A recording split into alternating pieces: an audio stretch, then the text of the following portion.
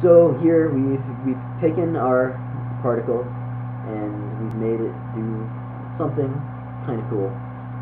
But Unreal weapons are really flashy, and this doesn't quite stand out as much as some of those Unreal weapons do. So we're gonna add more emitters to it. And the emitters we're going to add to it are going to be very similar to this one here. So we don't want to rebuild it from scratch, we want to duplicate this, so we don't have to rework everything. And we've got this new one, we're going to change it to outer ring. Okay. So I am going to change the material that it is spawning. And I'm going to put in one of the materials that starts already in UDK. I'm going to grab something from the link gun. So scroll down to weapons, and I want weapon link gun. I want this one here. So it's selected in the content browser, so we put the green arrow to assign it, and now we have a sort of ring around our initial particle. It doesn't really stand out as much as it could, so I'm going to change its color to something like this. Yeah. Okay. Also, I think it would look better if it does not jump in size, if it were a more continual ring. So I'm going to change its initial size back to 25.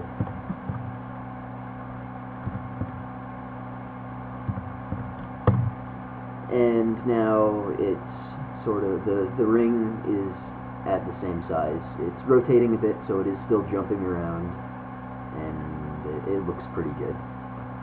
That's all we're doing for this one. So let's make another one. Let's duplicate the emitter again, and let's call it inner ring.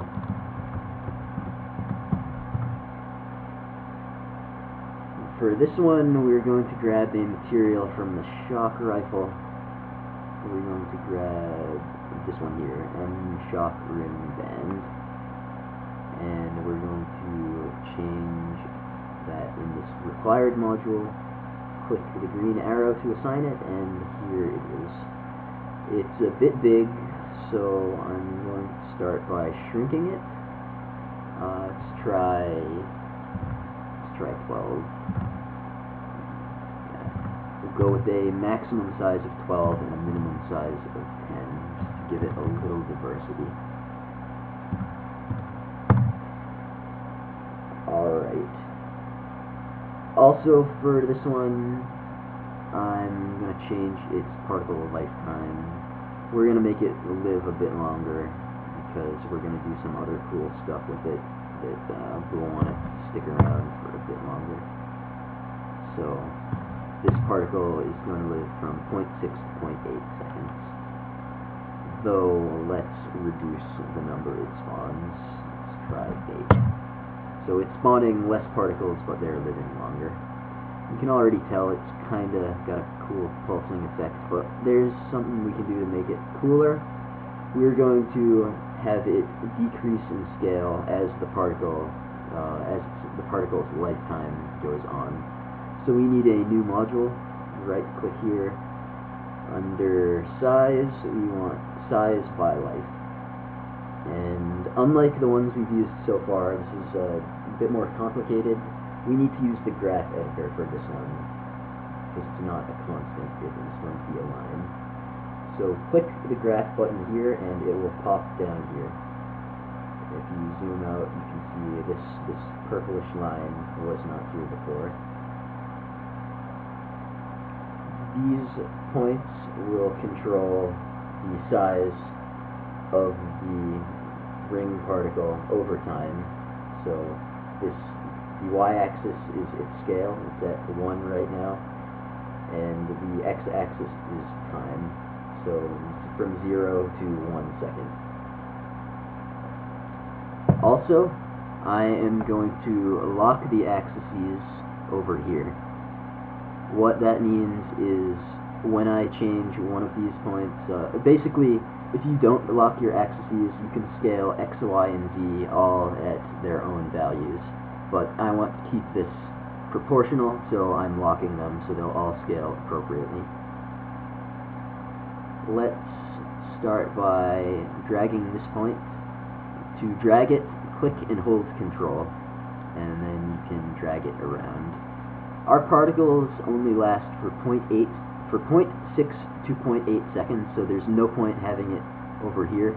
I'm going to bring it over to 0.8, and I'm going to have it fade to about 0. So as you can see, this point here starts at a scale of 1 at 0 seconds, and this point here is almost a scale of 0 at 0.8 seconds, about. And as you can see over here, now the rings are kind of shooting inward, like from this outer ring, they're just kind of being shot into the core. And that looks pretty cool.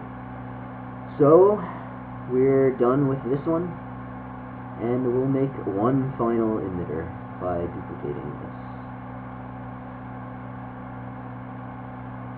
This is going to be a bit different. It's going to be a distortion effect. So let's call it distortion. For the material, we are going to find, something in the envy effects.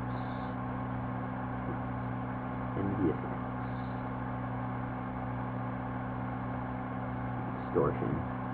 We are going to take this one here, effects distortion noise.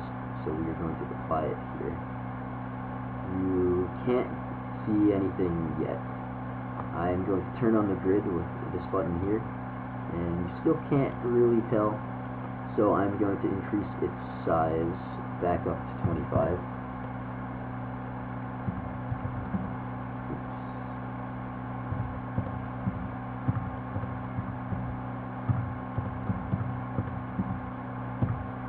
And basically what this is doing is it's pretty much a transparent texture, but it distorts everything that goes through it. So I'm going to turn it off for a second, and you can see the grid lines through this particle.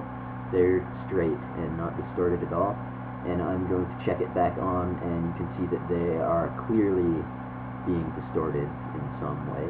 That's just a cool effect to throw on something, because if you imagine a giant energy ball, you can imagine that the light will be distorted. So that is our particle. It's got these 4 emitters. So we can close Cascade, and if we navigate back to our package, here we have this particle system, one particle, and we drag it into our level. It looks weird because it's highlighted right now, so click off of it, and here is our particle effect. And it looks pretty good. So you would then take this and make a custom weapon with it, and it would shoot these glowing balls of death and distortion. Yeah, so that's it for the tutorial. Thanks for following along, and have a nice day.